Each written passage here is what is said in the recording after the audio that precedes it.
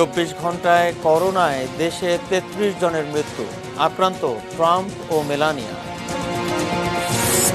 করোনায় নারীর ক্ষমতায়ন বাধাগ্রস্ত হয়েছে জাতিসংঘে প্রধানমন্ত্রী। রোহিঙ্গা ফেরাতে চীনের মাধ্যমে নতুন উদ্যোগ নেবে বাংলাদেশ। এবং মিথ্যা অভিযোগে মৃত্যুদণ্ড দেয়ায় জিয়াউর রহমানের মরণোত্তর বিচার দাবি।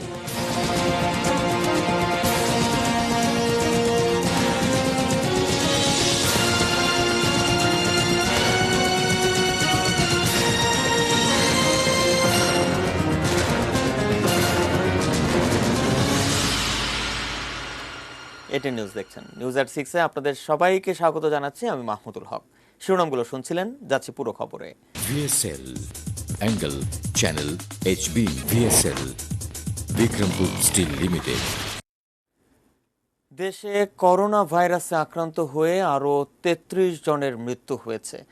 এ নিয়ে মোট মৃত্যু হল 5,305 জনের। নতুন করে শনাক্ত হয়েছেন 1,395 জন।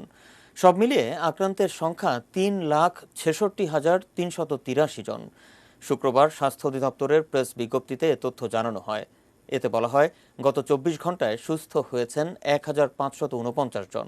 আর এ পর্যন্ত মোট সুস্থ হয়েছেন 2,78,627 জন। সারা দেশের 109টি ল্যাবে নমুনা সংগ্রহ ও পরীক্ষা করা হচ্ছে। গত 24 ঘন্টায় নমুনা পরীক্ষা করা হয়েছে 11,176টি। এ পর্যন্ত মোট নমুনা পরীক্ষা হয়েছে 19,70,251টি। করোনায় আক্রান্ত হয়েছেন মার্কিন প্রেসিডেন্ট ডোনাল্ড ট্রাম্প ও first lady Melania Trump.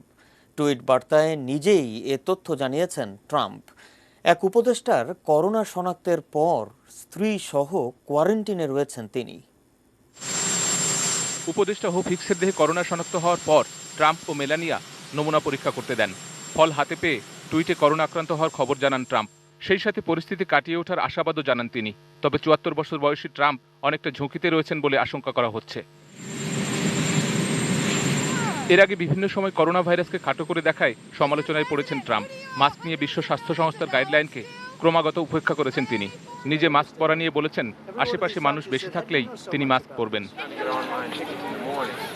White হাউসের চিকিৎসকরা জানিয়েছেন, প্রেসিডেন্ট ও ফার্স্ট লেডি দুজনেই ভালো আছেন। তারা হোয়াইট হাউসেই আছেন এবং নিজের কাজ চালিয়ে যেতে পারবেন প্রেসিডেন্ট। তবে ট্রাম্প দায়িত্ব পালন করতে না পারলে কে দায়িত্ব নেবেন তা নিয়ে আলোচনা শুরু হয়েছে। ব্রিটিশ সংবাদ মাধ্যম গার্ডিয়ান বলছে, যুক্তরাষ্ট্রের আইন অনুযায়ী প্রেসিডেন্ট দায়িত্ব পালনে অক্ষম হলে ভাইস প্রেসিডেন্ট সে দায়িত্ব পালন করবেন। তবে এরই মধ্যে ট্রাম্পের সংস্পর্শে এসেছেন ভাইস প্রেসিডেন্ট মাইক পেন্স। সোমবার হোয়াইট হাউসের রোজ গার্ডেনে ট্রাম্প ও পেন্সকে একসঙ্গে দেখা গেছে। মাইক পেন্সও যদি অসুস্থতার কারণে অর্পিত দায়িত্ব পালনে ব্যর্থ হন, তাহলে মার্কিন সংবিধান অনুসারে দায়িত্ব বর্তাবে হাউস স্পিকার ন্যান্সি পেলোসির কাছে। এদিকে ট্রাম্প করোনা আক্রান্ত হয় দ্বিতীয় প্রেসিডেন্সিয়াল বিতর্কে প্রভাব পড়বে কিনা তা নিয়েও আলোচনা শুরু হয়েছে। আগামী 15 অক্টোবর ফ্লোরিডার মিয়ামিতে এই বিতর্ক অনুষ্ঠিত হওয়ার কথা। অন্যদিকে চীনের গ্লোবাল টাইমসের প্রধান সম্পাদক হু জিজিন লিখেছেন, কোভিড-19কে খাটো করে দেখে জুয়া খেলেছেন প্রেসিডেন্ট ট্রাম্প। এখন তিনি তার মূল্য দিচ্ছেন। এতে ট্রাম্প ও যুক্তরাষ্ট্রের ভাবমূর্তিতে নেতিবাচক প্রভাব পড়বে। হয়তো তার নির্বাচনেও এর প্রভাব পড়তে পারে। শেখ সালাম, ডেস্ক রিপোর্ট, এটিএন নিউজ। সব প্রস্তুতি থাকলেও চীনা ভ্যাকসিনের ট্রায়াল শিগগিরই হচ্ছে না দেশে। এ ব্যাপারে বাংলাদেশের কাছে আর্থিক সহযোগিতা চেয়েছে চীনা প্রতিষ্ঠান সিনোভ্যাক বায়োটেক। বিষয়টি নিয়ে ভাবছে সরকার। আরও জানাচ্ছেন নাজিয়া আফরিন। চীনা প্রতিষ্ঠান সিনোভ্যাক বায়োটেক করোনা ভাইরাসের ভ্যাকসিনের তৃতীয় পর্যায়ে ট্রায়াল চালাচ্ছে। এরই মধ্যে আন্তর্জাতিকভাবে এই ভ্যাকসিনের তৃতীয় পর্যায়ে ক্লিনিক্যাল ট্রায়াল শুরু হয়েছে। ইন্দোনেশিয়া, তুরস্ক, ব্রাজিলে চলছে এই ভ্যাকসিনের ট্রায়াল। বাংলাদেশকে এতে অংশ নেওয়ার আহ্বান জানায় চীনা প্রতিষ্ঠানটি। বাংলাদেশ সরকার 1 মাস সময় নেয় ট্রায়ালের অনুমতি দিতে। এই সময় জাতীয় পরামর্শ কমিটিও ভ্যাকসিন ট্রায়ালের পক্ষে মত দেয়। এ মাসেই আইসিডিডিআরবি তত্ত্বাবধানে ভ্যাকসিন ট্রায়ালের সব প্রস্তুতি নেওয়া হয়েছিল। দেশের 60টি হাসপাতালে স্বেচ্ছাসেবকদের প্রস্তুত করেছিল আইসিডিডিআরবি। কিন্তু বাংলাদেশের পক্ষ থেকে ট্রায়ালের অনুমতি দিতে দেরি হওয়ায় সিনোভ্যাক অন্য দেশকে ট্রায়ালের অন্তর্ভুক্ত করেছে। তাই এখনই ট্রায়ালে অংশ নিতে আর্থিক সহযোগিতা চেয়েছে প্রতিষ্ঠানটি। তারা অলরেডি ইনভেস্ট করে ফেলছে, তাদের প্রেজেন্ট তারা ভ্যাকসিন যে স্টাডি স্টার্ট করবে তাদের কাছে ওরকম সাপোর্ট নাই। এরা কিছুদিন পরে যদি ওরা অ্যারেস্ট করতে পারে সব, এই জন্য আপাতত গভর্নমেন্ট এটাকে সাপোর্ট চাইছে। সিনোভেক বায়োটেকের ভ্যাকসিনের ট্রায়াল কি তবে দেশে হবে না? এ সম্পর্কে স্বাস্থ্য সচিব আব্দুল মান্নান বলেন, ট্রায়ালের অনুমতি নিয়ে কিছুটা সময় নষ্ট হয়েছে, তবে দেরিতে হলেও ট্রায়ালের উদ্যোগ নেওয়া হবে। সেক্ষেত্রে বাংলাদেশ আর্থিক সহযোগিতা করবে কিনা এ নিয়ে সিদ্ধান্ত এখনো হয়নি বলে জানান স্বাস্থ্য সচিব। সমাধান হয়নি, এখন দেখা যাক, আল্লাহ অপেক্ষা করে। চীনা ভ্যাকসিনের তৃতীয় পর্যায়ের ট্রায়ালে অংশ নিলে দেশের দুটি সুবিধা হতো। দেশের কোম্পানিকে তাদের ভ্যাকসিনের টেকনোলজি দেওয়ার কথা ছিল, যাতে দেশে আর্থসামাজিক অবস্থা বিবেচনায় সর্বস্তরের মানুষের জন্য দাম নির্ধারণ করা যেত। আর 1,10,000 ভ্যাকসিন বিনামূল্যে দেওয়ার কথা বলেছিল চীনা প্রতিষ্ঠানটি। Nazia Afrin, ATN news, Dhaka. করোনার কারণে সারা বিশ্বেই নারীরা অর্থনৈতিক ও রাজনৈতিকভাবে বেশি ক্ষতিগ্রস্ত হয়েছে, বাধাগ্রস্ত হয়েছে নারীর ক্ষমতায়ন।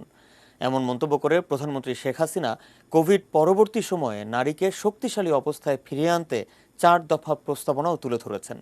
জাতিসংঘ সাধারণ অধিবেশনে নারী বিষয়ক এক বিশ্ব সম্মেলনে ভিডিও বার্তায় এসব কথা বলেন তিনি। বাংলাদেশ সময় বৃহস্পতিবার রাতে জাতিসংঘের উচ্চ পর্যায়ের এই বৈঠক ছিল নারী বিষয়ক। প্রধানমন্ত্রী শেখ হাসিনা ভিডিও বার্তায় এতে তার বক্তব্য দেন। প্রধানমন্ত্রী এ সময় বাংলাদেশে নারী ক্ষমতায়নের নানা দিক তুলে ধরেন। জানান, জাতীয় সংসদে প্রতিনিধিত্ব সহ রাষ্ট্রের গুরুত্বপূর্ণ পদে নারীর সক্রিয় অংশগ্রহণ এখন যে কোনো সময়ের চেয়ে বেশি। Our women are breaking barriers and succeeding in careers that our previous generation could never imagine. Our achievements in women empowerment have earned us many global accolades. According to the World Economic Forum's Gender Gap Index, we are leading in South Asia on women's overall empowerment, ranked 50th globally out of 149 countries and 7th in political empowerment. তবে corona মহামারীর কারণে সারা বিশ্বেই ঘরে বাইরে নারী সবচেয়ে বেশি ক্ষতিগ্রস্ত হয়েছে বলেও মন্তব্য করলেন তিনি। The COVID-19 pandemic has particularly aggravated the vulnerability of women. During this pandemic, women are facing discrimination and increased domestic violence. নারী ক্ষমতায়নে এখন পর্যন্ত যা অর্জন তা ধরে রাখতে এ সময় 4 দফা প্রস্তাবনা তুলে ধরেন তিনি। তার মধ্যে রয়েছে কর্মক্ষেত্রে নারীর অংশগ্রহণ আরও বাড়ানো। In the context of COVID-19, the job of female workers, including migrant workers across the global supply chains and other major employment sectors, must be protected so that they are not further marginalized and financially excluded. Sheikh Hasina এই সময় অঙ্গীকার করলেন 2041 সালের মধ্যে বাংলাদেশের কর্মক্ষেত্রে নারী পুরুষের অংশগ্রহণ হবে সমানে সমান। On this 25th anniversary, I would like to pledge to increase women's participation in the workforce, leading to 50-50 by 2041. Rezwan Foyez, ATN news, I thank you all. Dhaka. টোকেনের ভিত্তিতে সৌদি এয়ারলাইন্সের টিকিট দেওয়ার কার্যক্রম চলছে। গেল কয়েকদিনের ভোগান্তি কিছুটা কমেছে, তবে কেটে রাখা রিটার্ন টিকিটের সিরিয়াল নাম্বার পেতে বিলম্ব হওয়ায় শঙ্কা এখনও কাটেনি প্রবাসীদের। এদিকে ইকামার মেয়াদ বৃদ্ধির প্রক্রিয়া নিয়ে তৈরি জটিলতাও কিছুটা রয়ে গেছে।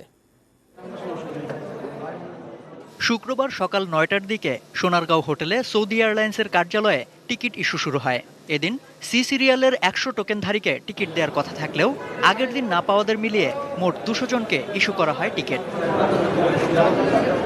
গেটের বাইরে টোকেনের জন্য প্রবাসীদের দীর্ঘ অপেক্ষা ছিল না ঠিক, তবে টিকিটের খোঁজে এসেছিলেন টোকেনধারী ছাড়াও আরও কয়েকজন।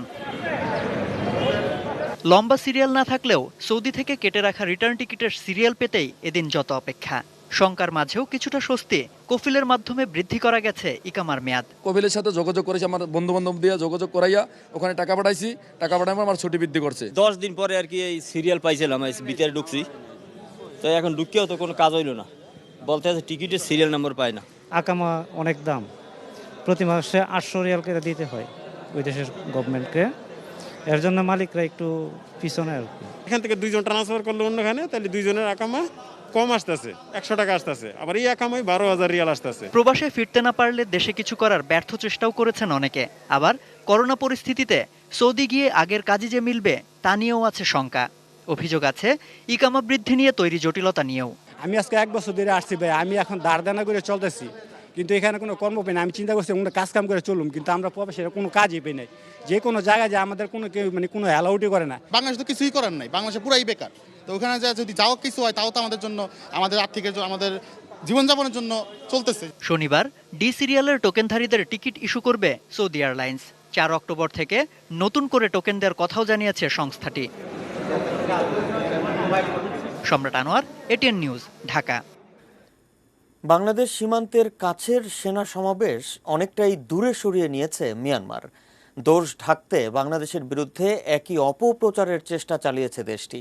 এদিকে নভেম্বরে মিয়ানমারের সাধারণ নির্বাচনের পরপরই রোহিঙ্গা ফেরত প্রক্রিয়া নতুন উদ্যমে শুরুর প্রস্তুতি নিচ্ছে বাংলাদেশের পররাষ্ট্র মন্ত্রণালয়। এখনো পুড়ছে মিয়ানমার।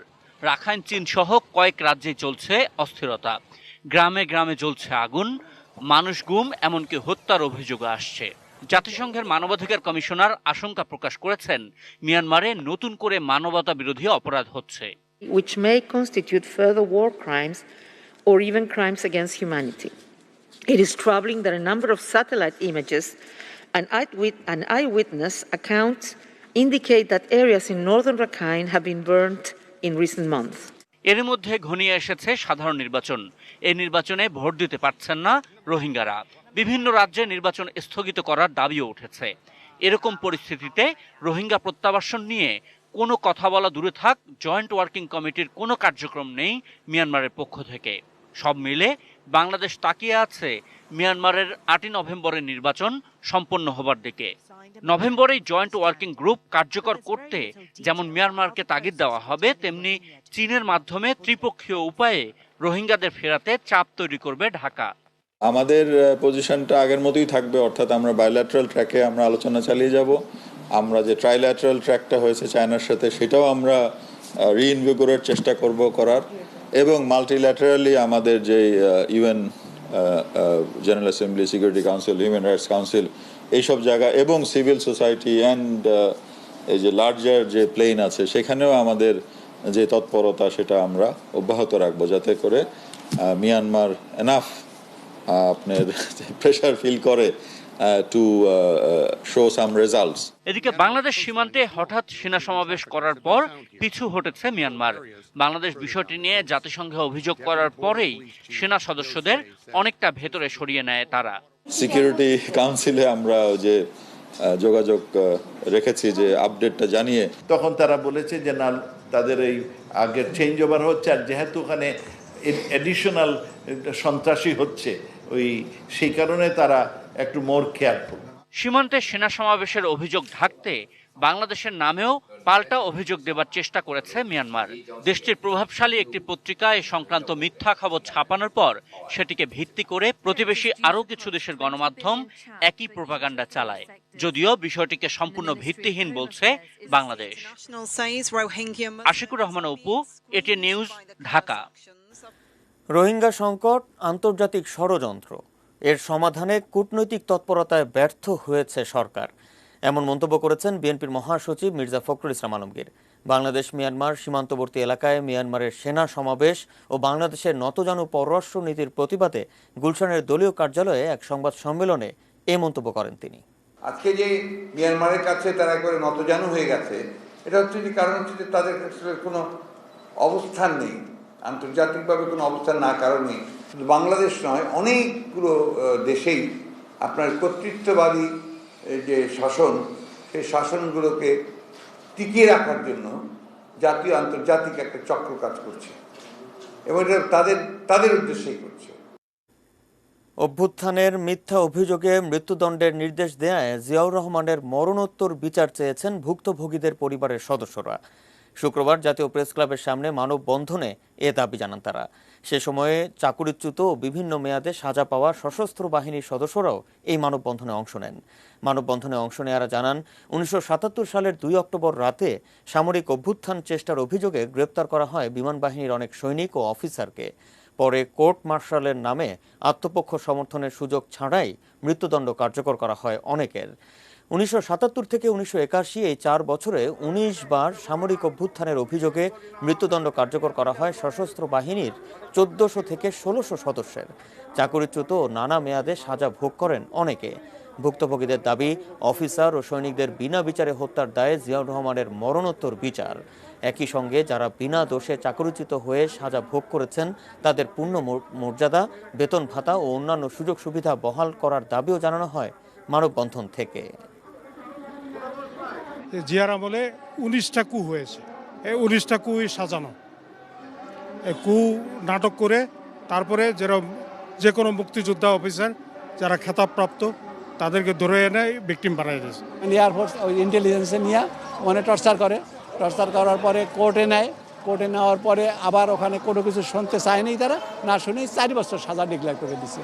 আমরা মরার আগে অন্তপক্ষে জেনে যেতে চাই যে আমি নির্দোষ ছিলাম, আমাকে অন্যায়ভাবে চাকরিচ্যুত করা হয়েছে। নিউজ এট 6 এর সময় হলো, এবার একটা বাজেট স্টিল বিরতি নেবার। সঙ্গেই থাকুন, এরপর আরো থাকছে। হাজারীবাগে বাবার নৃশংসতার জন্য দায়ী ঋণের বোঝা এবং বন্যা আর নদী ভাঙনে বিপর্যস্ত কুড়িগ্রাম গাইবান্ধাবাসী।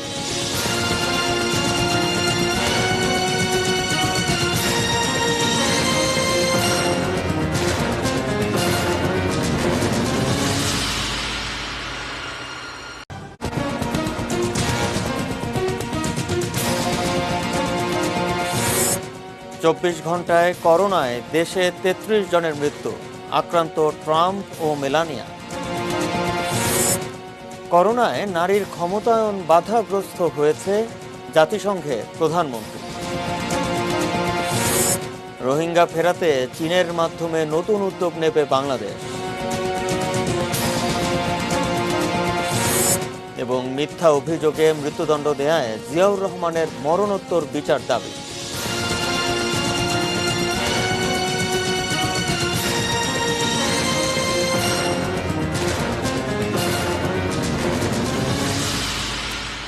বিরতির পর আবারও স্বাগত নিউজ এট 6-এ। শিরোনামগুলো শুনছিলেন, যাচ্ছে অন্যান্য খবরে। রাজধানীর হাজারীবাগে ব্যবসায়ী বাবা কেন তার 2 সন্তানের গলায় ছুরি চালালেন, এ প্রশ্নের সুরাহা হয়নি। তবে পুলিশের প্রাথমিক তদন্তে উঠে এসেছে এর পেছনে রয়েছে দারিদ্র্যের হতাশা। বিস্তারিত একে আজাদের রিপোর্টে। ঢাকা মেডিকেলে বাঁচার জন্য লড়াই করছে 14 বছরের রোজেন এবং তার বাবা ব্যবসায়ী জাভেদ হোসেন, যিনি রোজেনের গলায় ছুরি চালিয়েছিলেন। হাজারীবাগের বটতলার নিজ বাসায় বুধবার বিকেলে স্ত্রীর সামনেই এই ঘটনা। ব্যবসায়ী জাভেদ হত্যা করেন নিজের 6 বছরের কন্যা রোজাকেও। কেন হন্তারক হয়ে উঠলেন পিতা? পুলিশের প্রাথমিক তদন্তে উঠে এসেছে বেশ কিছুদিন ধরে জাভেদের ব্যবসায় মন্দা, তার উপর 6-7 লাখ টাকা ঋণের বোঝা। এ নিয়ে দাম্পত্য কলহ, যার চূড়ান্ত পরিণতি নৃশংস ঘটনা। স্ত্রীর সাথে সন্তানদের নিয়ে এক ধরনের বচসার পরিপ্রেক্ষিতে, বিশেষ করে রাগত অবস্থায় সে ছেলেকে মারছিল, নিজের ছেলেকেই মারছিল। তখন স্ত্রী যখন এটার প্রতিবাদ করে, তখন তার যে মেয়ে ছিল, মেয়েকে কাটার দিয়ে আঘাত করে গলায়। দোকান থেকে আইসা কয় কি পোলা ছেলে গোসল করে আইসা কয় কি করছো রাস্তায়, কুই ছাড়ারে জাবরায় ধরছে, ধরেই মারছে। সন্তানদের গলায় ছুরি চালিয়ে নিজেও আত্মহত্যার চেষ্টা চালান ব্যবসায়ী জাভেদ। বছরের পর বছর যে সন্তানদের মায়া মমতায় আগলে রাখেন, কেন তাদের প্রতি সহিংস হলেন? বিভিন্ন কারণে, আমি বলবো পারিবারিক কারণে বা সার্বিক তার ব্যবসা বাণিজ্য হয়তো খারাপ ছিল, সেই কারণে তার মানসিকভাবে পর্যুদস্ত ছিল। এমনিই পর্যুদস্ত হয়ে গেছে, তারপরে দেনা কিভাবে শোধ করবে। তারপরে এই সন্তান তা ভাবলো যে এদেরকে একা রেখে উনি কেন চলে যাবে পৃথিবী ছেড়ে। একে আজাদ, এটিএন নিউজ, ঢাকা। 5 দিনের রিমান্ড শেষে এমসি কলেজের ছাত্রাবাসে গৃহবধূকে সংঘবদ্ধ ধর্ষণ মামলার প্রধান আসামি সাইফুর সহ 3 জন আদালতে স্বীকারোক্তিমূলক জবানবন্দি দিচ্ছেন। বিকেলে কড়া নিরাপত্তায় সিলেটের অতিরিক্ত chief metropolitan magistrate Mohammad Ziaur রহমানের আদালতে তাদের হাজির করে পুলিশ। সেখানে আসামি সাইফুর, অর্জুন ও রবিউল 164 ধারায় জবানবন্দি দিচ্ছেন বলে জানা গেছে। এর আগে গত সোমবার তাদের 5 দিন করে রিমান্ডে পাঠানো হয়। এই 3 জন ছাড়াও মামলার রিমান্ডে থাকা 5 আসামি 5 দিন করে রিমান্ডে আছেন। এদের মধ্যে আগামীকাল আসামি রাজন, আইনুল ও মুহিবুর রহমান রনিকে আদালতে তোলার কথা রয়েছে। দুর্ভোগ যেন পিছু ছাড়ছে না নদী বেষ্টিত 2 জেলা কুড়িগ্রাম ও গাইবান্ধাবাসীর। এমনিতেই করোনার প্রভাব, এর উপর কয়েক দফা বন্যা এবং নদী ভাঙন। কুড়িগ্রাম প্রতিনিধি ইউসুফ আলমগীরকে সঙ্গে নিয়ে মনিরুল ইসলাম মিন্টুর রিপোর্ট। কুড়িগ্রামে ব্রহ্মপুত্র, তিস্তা ও ধরলার ভাঙন অব্যাহত। ফলে প্রতিদিনই নিশ্চিহ্ন হয়ে যাচ্ছে বসতভিটা, শিক্ষা প্রতিষ্ঠান, বাজার। তছনছ হয়ে যাচ্ছে সুখের সংসারও। উলিপুর উপজেলার থেতরাই, বজরা ও রাজারহাটে তিস্তার ভাঙন সবচেয়ে বেশি। ব্রহ্মপুত্র ভাঙছে উলিপুর, হাতিয়া, রাজীবপুর এবং কুড়িগ্রাম সদরে যাত্রাপুর এলাকায়। পানি উন্নয়ন বোর্ড বলছে এই জেলায় ভাঙন হচ্ছে 25টি স্পটে। কিছু নাই, কারো জমা জমি নাই, 40 ঘরের মতো ভাঙি গেছে।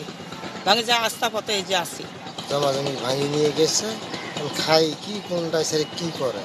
একই পরিস্থিতি পাশের জেলা গাইবান্ধাতেও। তিস্তা, ব্রহ্মপুত্র, যমুনা, ঘাঘট, বাঙালি ও করতোয়া সহ কয়েকটি নদ নদী প্রবাহিত এই এলাকায়। এরই মধ্যে ক্ষতিগ্রস্ত হয়েছে সুন্দরগঞ্জ, সাঘাটা, ফুলছড়ি ও সদর উপজেলার বেশ কয়েকটি ইউনিয়ন।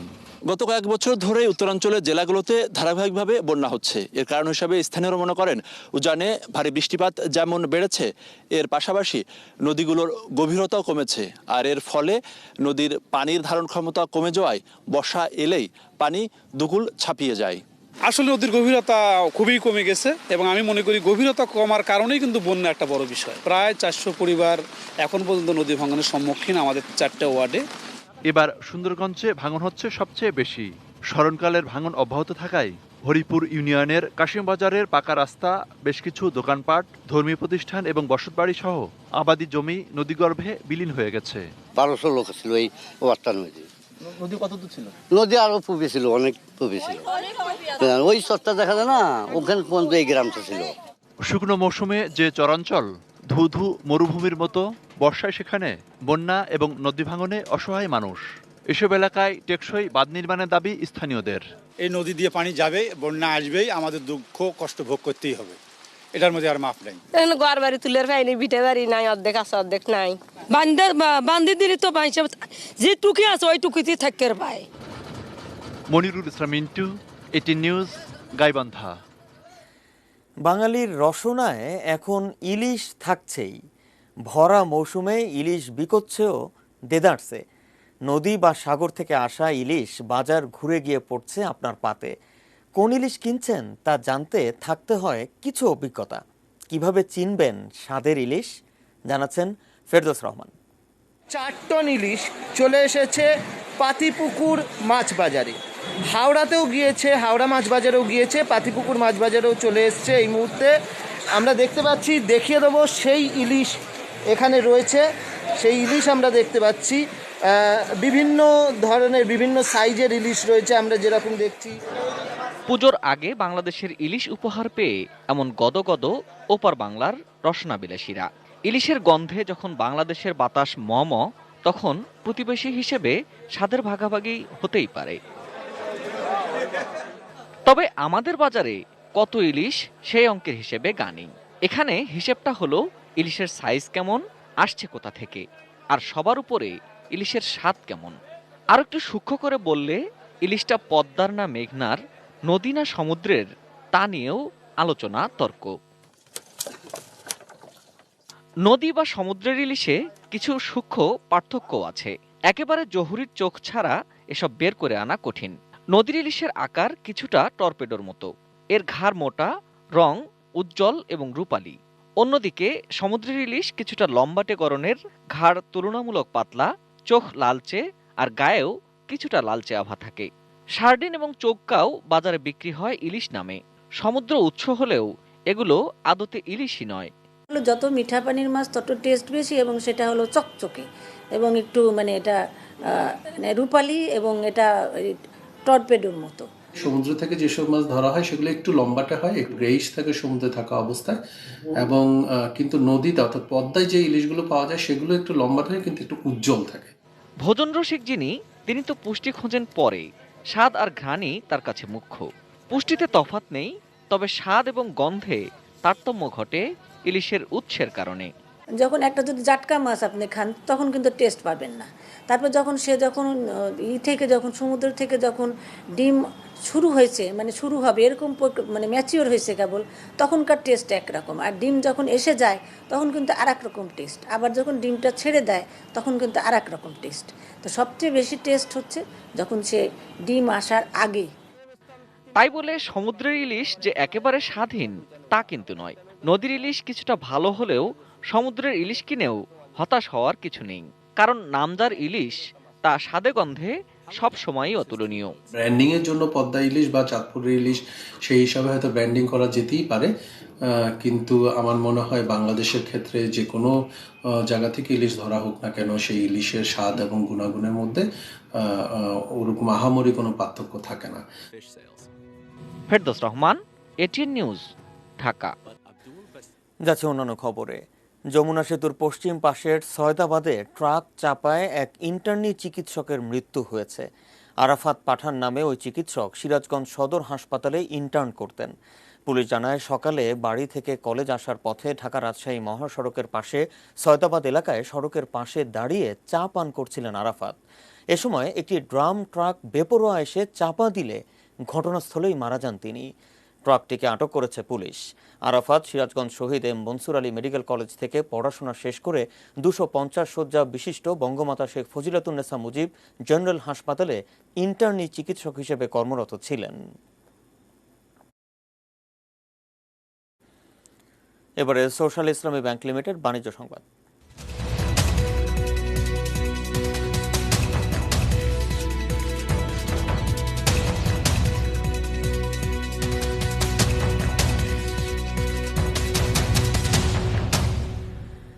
কেন্দ্র থেকে অর্থ বরাদ্দ বন্ধ হয়ে যাওয়ায় হাজার হাজার কর্মচারী ছাঁটাই করার সিদ্ধান্ত নিয়েছে মার্কিন বিমান সংস্থাগুলো। করোনা মহামারীর কারণে বিমান চলাচল দীর্ঘদিন বন্ধ থাকায় ব্যবসায় বিপুল অঙ্কের আর্থিক ক্ষতির মুখে পড়ে বিমান সংস্থাগুলো। আশা করা হয়েছিল কেন্দ্রীয় সরকারের কাছ থেকে নতুন করে অর্থ বরাদ্দ পেলে সে ক্ষতি পুষিয়ে নেবে। তবে করোনাকালীন জরুরি অর্থ বরাদ্দের বিষয়টি আটকে যায় মার্কিন কংগ্রেসে। এর আগে কেন্দ্রীয় সরকারের কাছে থেকে কোটি কোটি ডলার পেয়েছে বিমান সংস্থাগুলো। আমেরিকান এয়ারলাইন্স জানায় 19,000 কর্মী ছাঁটাই করবে তারা, আর 13,000 কর্মী ছাঁটাইয়ের সিদ্ধান্ত নিয়েছে ইউনাইটেড এয়ারলাইন্স।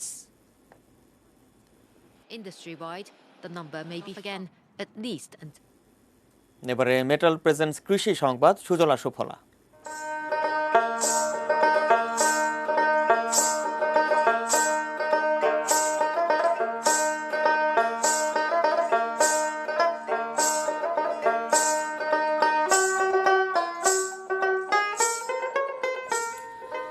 পিরোজপুরের বিল অঞ্চলে প্রায় 200 বছর ধরে ভাসমান পদ্ধতিতে উৎপাদন করা হচ্ছে বিভিন্ন প্রজাতির মৌসুমী সবজির চারা, আর এর মাধ্যমে ব্যবস্থা হয়েছে হাজারো মানুষের কর্মসংস্থান।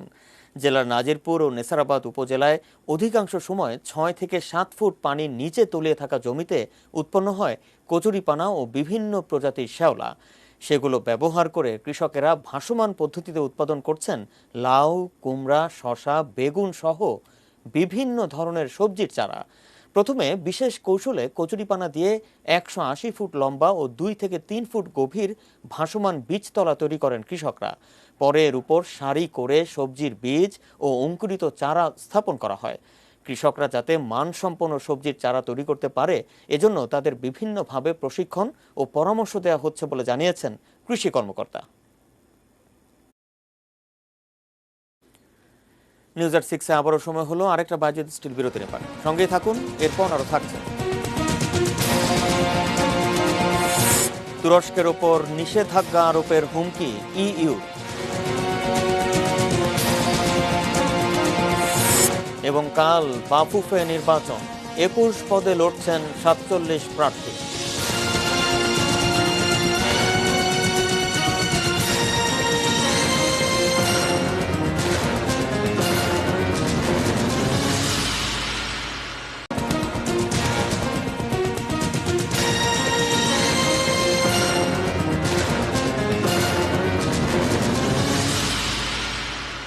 বিরতির পর আবারও স্বাগত নিউজ এট 6-এ। এবারে শুরুতেই দেশের বাইরের খবর।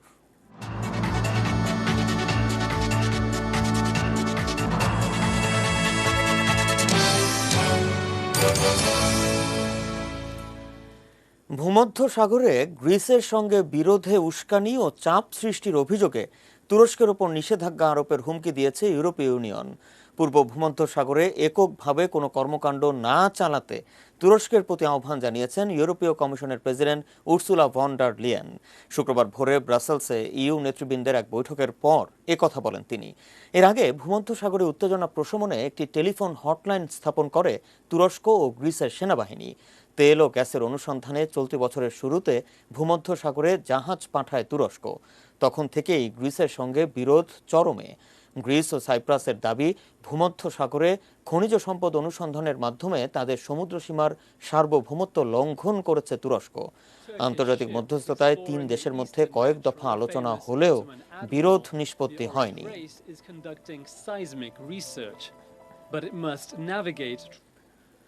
নভেম্বরের মার্কিন নির্বাচনকে ঘিরে আগে থেকেই উদ্বিগ্ন বিনিয়োগকারীরা। তার উপর প্রেসিডেন্ট ডোনাল্ড ট্রাম্পের করোনা আক্রান্ত হওয়ার খবরে তাদের ভীতি আরও বেড়ে গেছে। প্রেসিডেন্ট ট্রাম্প করোনা আক্রান্ত হওয়ায় যুক্তরাষ্ট্রের পুঁজি বাজার ও তেলের বাজারের বিক্রি বন্ধ হয়ে গেছে। নিরাপদ বিনিয়োগের ক্ষেত্র হিসেবে স্বর্ণ ও বন্ডের দিকে ঝুঁকছেন মানুষ। বাজার বিশ্লেষকরা বলছেন, বিনিয়োগকারীরা এখন ঝুঁকি এড়িয়ে চলতে চাচ্ছেন। তারা কোথায় বিনিয়োগ করবেন তা অনেকাংশেই নির্ভর করছে প্রেসিডেন্ট ট্রাম্প কিভাবে করোনা সামলাবেন তার উপর। লক্ষণ যদি হালকা হয় আর ট্রাম্প যদি দ্রুত সেরে ওঠেন, তাহলে বাজারে স্থিতিশীলতা আসবে। সেই সঙ্গে বিজয়ী যোদ্ধা হিসেবে তার অভিজ্ঞতাকে প্রতিদ্বন্দ্বী ডেমোক্রেটিক প্রার্থী জো বাইডেনের বিপক্ষে নির্বাচনী প্রচারে কাজে লাগাতে পারবেন ট্রাম্প।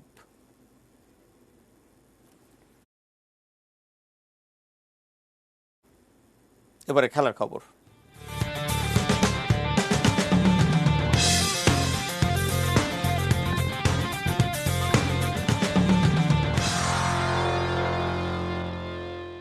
আগামীকাল শনিবার বাংলাদেশ ফুটবল ফেডারেশন 2020-এর নির্বাচন। রাজধানী সোনারগাঁ হোটেলে দুপুর 2টা থেকে সন্ধ্যা 6টা পর্যন্ত ভোট গ্রহণ চলবে। বাফুফের কার্যনির্বাহী কমিটির 21 পদের জন্য 47 জন প্রার্থী এবার লড়াই করবেন। ভোট দেবেন 139 জন কাউন্সিলর। সভাপতি পদে 3 জন, সিনিয়র সহসভাপতির জন্য 2 জন, 4 জন সভাপতি পদের জন্য লড়বেন 8 জন প্রার্থী। আর কার্যনির্বাহী সদস্যের জন্য 15 পদে প্রতিদ্বন্দ্বিতা করবেন 34 জন। বহুল আলোচিত নির্বাচনে কাজী সালাউদ্দিনের বিপক্ষে প্রতিদ্বন্দ্বিতায় রয়েছেন বাদল রায় ও শফিকুল ইসলাম মানিক। যদিও শারীরিক অসুস্থতার কারণে নির্বাচন থেকে সরে দাঁড়ানোর ঘোষণা দেন বাদল রায়। তবে মনোনয়নপত্র প্রত্যাহার না করায় নির্বাচনের তফসিল অনুযায়ী প্রার্থীদের ব্যালট পেপারে বাদল রায়ের নাম রয়েছে। এদিকে সিনিয়র সহসভাপতি পদে আব্দুল সালাম মুর্শিদির বিপক্ষে লড়বেন আরেক সাবেক তারকা ফুটবলার শেখ মোহাম্মদ আসলাম। 20 এপ্রিল বাফুফের নির্বাচন হওয়ার কথা থাকলেও করোনা পরিস্থিতিতে তা স্থগিত হয়েছিল। ক্রিকেট, আইপিএলের খবর। আইপিএলে আজ রাতে মুখোমুখি হচ্ছে চেন্নাই সুপার কিংস ও সানরাইজার্স হায়দ্রাবাদ। দুবাইয়ে ম্যাচটি শুরু হবে বাংলাদেশ সময় রাত 8টায়। চেন্নাই ও হায়দ্রাবাদের বর্তমান অবস্থা একই রকম। 3 ম্যাচ খেলে 2 দলই একটি করে জয় পেয়েছে। নেট রান রেটে এগিয়ে থেকে হায়দ্রাবাদের অবস্থান পয়েন্ট টেবিলের 7 নম্বরে, আর শেষের অবস্থানটা সাবেক চ্যাম্পিয়নদের। তবে চেন্নাইয়ের জন্য সুখবর হচ্ছে ইনজুরি কাটিয়ে দলে ফিরছেন অভিজ্ঞ ব্যাটসম্যান আম্বাতি রাইডু এবং অলরাউন্ডার ডোয়াইন ব্রাভো। অন্যদিকে টপ অর্ডার ব্যাটসম্যানরা ফর্মে থাকলেও মিডল অর্ডারের ব্যর্থতায় জয় পাচ্ছে না হায়দ্রাবাদ। সঙ্গে বোলারদের পারফরম্যান্সও ধারাবাহিক নয়। তবে শেষ ম্যাচে জয়ের আত্মবিশ্বাসে এগিয়ে থাকছে হায়দ্রাবাদ। যদিও চেন্নাইয়ের বিপক্ষে জয়ের পরিসংখ্যানেও যোজন পিছিয়ে তারা। 13 বারের লড়াইয়ে 10 পরাজয়ের বিপরীতে মাত্র 3 বারই জিতেছে তারা।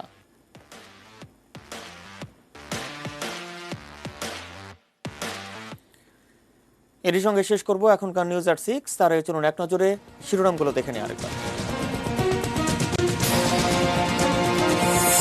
24 ঘন্টায় করোনায় দেশে 33 জনের মৃত্যু, আক্রান্ত ট্রাম্প ও মেলানিয়া। করোনায় নারীর ক্ষমতায়ন বাধাগ্রস্ত হয়েছে, জাতিসংঘে প্রধানমন্ত্রী। রোহিঙ্গা ফেরাতে চীনের মাধ্যমে নতুন উদ্যোগ নেবে বাংলাদেশ। মিথ্যা অভিযোগে মৃত্যুদণ্ড দেয়ায় জিয়াউর রহমানের মরণোত্তর বিচার দাবি। হাজারীবাগে বাবার নৃশংসতার জন্য দায়ী ঋণের বোঝা। বন্যা আর নদী ভাঙনে বিপর্যস্ত কুড়িগ্রাম গাইবান্ধাবাসী। তুরস্কের ওপর নিষেধাজ্ঞা আরোপের হুমকি ইইউ।